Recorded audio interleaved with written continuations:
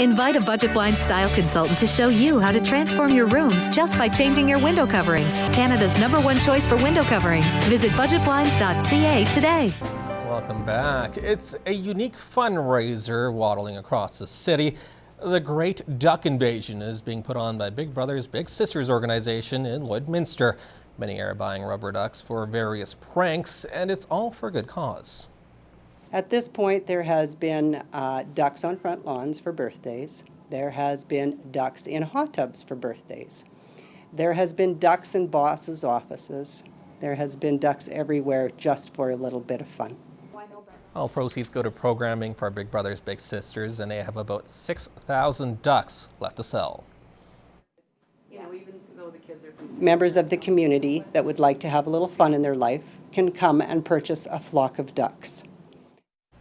A special kids camp for families dealing with MS is being held this week. Any kids that have somebody connected to them with MS. So it doesn't have to be a parent, it can be an aunt, an uncle, a friend, a grandparent, anyone that they're connected to closely with MS. There's an educational focus in the morning, followed by activities in the afternoon. Millenthorpe says the educational component is important. Especially a child whose parent or loved one has MS. It takes away their fear. It shows them that they're not alone, that there's other children out there with the same issues. In one of the sessions, they're touching on relapses and MS symptoms to help kids understand the disease and what it feels like to have MS. Eyesight is an issue, so we put goggles on them with Vaseline so they have trouble seeing, and gloves so it gives the feeling of numbness in their fingers, and they'll have to do tasks while they have these symptoms. She adds it's also a good time for the kids to find support from each other. Hundreds of car enthusiasts crowded into Lions Park on the weekend. The annual Specialty Vehicles Show is put on by the Lloydminster Auto Club.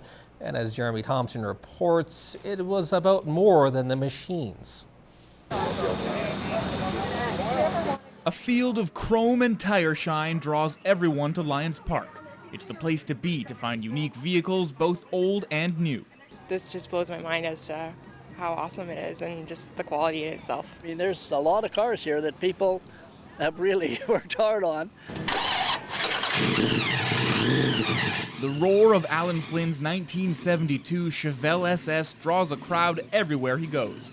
As soon as it starts, all the people come. They want to see if this thing even runs. I understand you get great gas mileage. Oh yeah, we can go 12 miles on 12 gallons. Not bad. The Prius Eater didn't always turn heads. Flynn has put countless hours and more than 100 grand into the restoration. There was no interior. The only thing original on the whole car is the side windows because they were rolled down, and they couldn't break them because there was no door handles and no window cranks inside. Many of the cars here are labors of love. For the owners, it's just nice to share their passion. Second time I've been at this car show, and it's always good. It's always lots of different things and a lot of good people and friendly people and stuff. I walk up to anyone and ask them about their car, and they don't have a problem telling about it either. I like the Impala. It's a little rat out, but it's good. I like it. Nadine Graham isn't really into cars, but something about this 1970 Impala just spoke to her. It's the grittiness and the size, because it's just so big, and cars used to be so big back then. It's like nowadays that'd be classified as an SUV or a truck or something, but it's so big and it's a car, so that's what I like about it. Maybe the dog on the dash has something to do with it too. Graham is here representing the local SPCA. All the donations from the show help with the ever-rising cost of running the shelter. We spay and neuter every animal that's released, so that's brought a lot more costs on to us. So every donation and everything we can do to raise funds, we're out there doing it.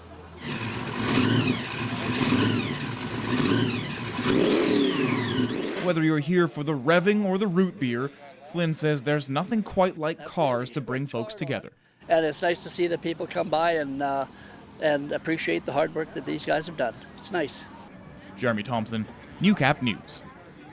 With so many farms in the area, gates are common to keep cattle in. Opening and closing gates constantly can be a pain, so many farmers have Texas gates. Well, 25 years ago, a man from Senlac made an invention called the portable Texas gate, and it has now been used by ranchers for decades. Annika Notfade has the details in this week's Retrospect.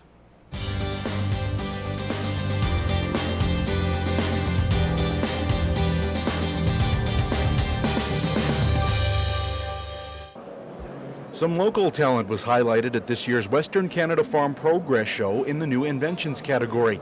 Gordon Brown of Mainline Manufacturing in Senlac won an award of achievement in the small farm shop category with his portable Texas gate. The gate sells for $850 retail, which is about half the total cost of the old-style permanent Texas gate.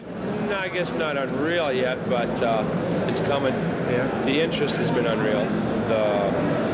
Just everybody, I've had people come up and shake my hand and say what a wonderful idea. Mainline has only been around for a short time. In fact, just as long as the gate has been around, since maybe last winter. So an award like this at a major show is a real coup.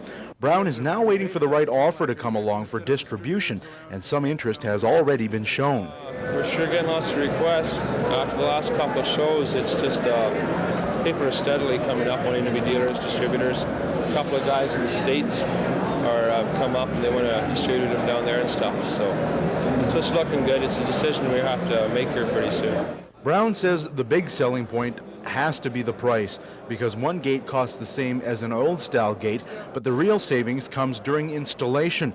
Old-style gates require backhoes and cement trucks, which can run your costs. With the portable gate, you simply use the transport wheels in the hitch to pull the gate to wherever it needs to be, unhook from it, and leave it there. Kevin Wilson, Broadcast Center News. And now these portable gates are being used across the country. Well, that's all for Retrospect this week. I'm Annika Notfade.